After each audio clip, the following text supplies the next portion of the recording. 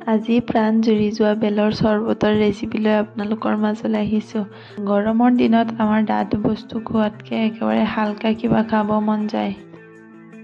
বেলৰ চৰবত খালে আমাৰ শৰীৰত ভিটামিন চিৰ অভাৱ পূৰণ হয় আৰু শৰীৰটো ঠাণ্ডা কৰি ৰখাত সহায় কৰে। হাবিবা পাকঘৰলৈ আপোনালোক সকলোকে স্বাগতম জনাইছোঁ। প্ৰথমে মই এটা পকা বেল লৈ লৈছোঁ আৰু পকা বেলটো জুচ বা চৰবত খাবলৈ বহুতেই ভাল। প্ৰথমে মই বেলটো ভাঙি ল'লোঁ আৰু বেলৰ ভিতৰৰ অংশটো বহুতেই কোমল আৰু ওপৰৰ অংশটো বহুত হাৰ্ড থাকে। ভিতৰৰ কোমল অংশটো চামুচৰ সহায়ত এটা বাতিত উলিয়াই ল'ম।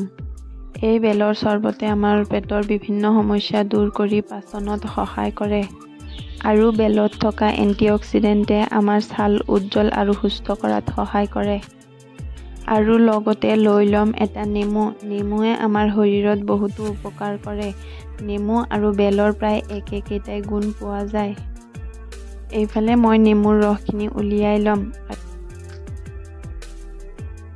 নেমুৰ ৰসখিনি উলিয়াই এটা জাৰ লৈ ল'ম আৰু এটা জাৰত একাপ পানী লৈ ল'ম আৰু পানীখিনি নৰ্মেল টেম্পাৰেচাৰৰ ল'ম। সেই পানীখিনিতে ওলাই ৰখা নেমুৰ ৰসখিনি দি দিম। এতিয়া এই নেমু আৰু পানীখিনি এটা ছাইডে ৰাখি আগতে বাতিটো ওলাই ৰখা বেলখিনিত সামান্য পৰিমাণে পানী দি হাতেৰে মেছ কৰি ল'ম।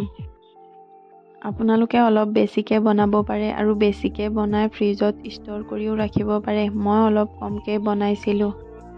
হাতেৰে মেছ কৰি থোৱা বেলখিনি এটা চেকনিৰে বা এটা চালনীৰে আহখিনি আঁতৰাই ল'ব। এই বেলৰ জুচ বা চৰবতত আহ বা গুটি থাকিলে খাবলৈ ইমান বেছি ভাল নালাগে। গুটি আৰু আহখিনি আঁতৰাই ইয়াত গুড় বা চেনি সোৱাদ অনুসাৰে এড কৰি ল'ব। মই মিডিয়াম চাইজৰ চামুচেৰে 1.5 চামুচ চেনি এড কৰিলোঁ। লগতে অকণমান বগা নিমখ দি গোটেইখিনি ভালকৈ মিক্স কৰি ল'ব।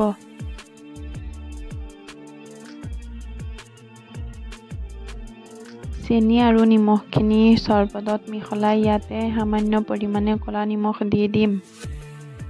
আপোনালোকে যদি বেলৰ জুচ বা চৰবতটো অলপ ডাঠ বা গাঢ়া খাব বিচাৰে তেতিয়াই এই জুচটোত পানী এড নকৰিব। আৰু আমাৰ জুচ ৰেডি হৈ গ'ল।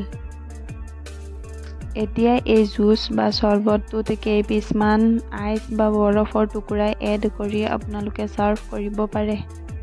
এই বেলৰ চৰবত বা জুচৰ উপকাৰিতা সম্পৰ্কে বহুখিনিয়ে কথা গম পালে। গৰমৰ দিনতে এই বেলৰ চৰবত বা জুচটো নিজেও খাওক আৰু পৰিয়ালৰ সকলোকে খুৱাওক। যদি ভিডিঅ'টো ভাল লাগিছে তেতিয়া লাইক, শ্বেয়াৰ এণ্ড ছাবস্ক্ৰাইব কৰি দিব আৰু কাষত থকা বেল আইকনটো প্ৰেছ কৰিবলৈ নাপাহৰিব। নতুন এটা ভিডিঅ'ত লগ পোৱাৰ আশাৰে আজিলৈ বাই বাই।